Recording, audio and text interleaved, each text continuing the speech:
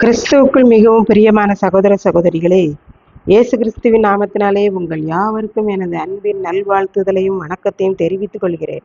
இன்றைய பகலின் குளிர்ச்சியான நாளின் தியான வசனம் லூக்கா எழுதின சுவிசேஷம் 9ஆம் அதிகாரம் 2ஆம் வசனம்.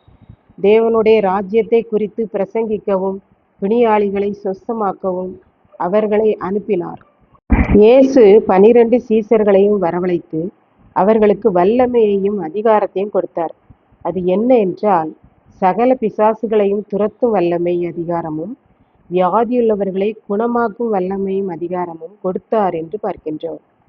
இன்றைக்கு நம்ம எல்லாரையும் ஆண்டவர் அழைத்திருக்கிறார். நமக்கு வல்லமையையும் அதிகாரத்தையும் கொடுத்திருக்கிறார். நாம் தான் மற்றவர்களுக்காகவும் அண்டை அயலாருக்காகவும் ஜெபித்து பிசாசு பிடியில் உள்ளவர்களுக்கு பிசாசுகளை துரத்தி பலவிதமான வியாதியில் இருப்போருக்கு வியாதிகளை குணமாக்கி இப்படி அவர் நமக்கு தந்திருக்கிற வல்லமையையும் அதிகாரத்தையும் நாம் பயன்படுத்த வேண்டும் என்பதாக கற்றுக்கொள்கிறோம்.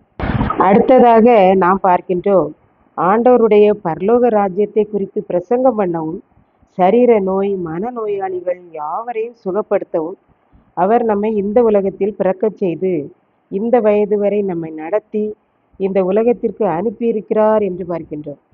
இப்படித்தான் ஒருவர் நன்றாக ஆலயம் செல்லுவார், ஜெபம் பண்ணுவார். ஆனால் தனக்கு வல்லமை இருக்கிறதென்று அவரால் நம்ப முடியவில்லை.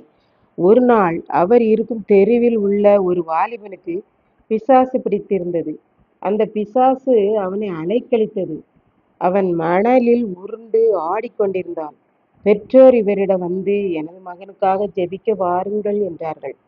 அதற்கு அவர், எனக்கு குணமாக்கும் வல்லமை எல்லாம் கிடையாதே என்று சொல்லிவிட்டு, சரி சும்மா ஜெபம் பண்ணி விட்டு நான் வர்றேன் அப்படின்னு சொல்லி அந்த வாலிபன் தலையில கை வைத்து ஜெபம் செய்தார்.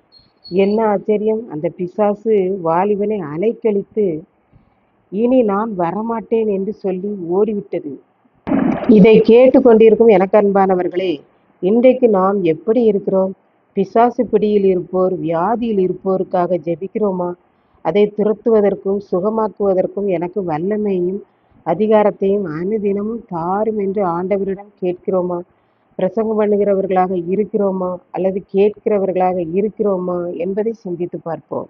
தேவன் நம்மை இந்த உலகத்திற்கு அனுப்பினதன் நோக்கத்தை நாம் அறிந்து செயல்படுகிறோமா என்பதை சிந்தித்து பார்ப்போம்.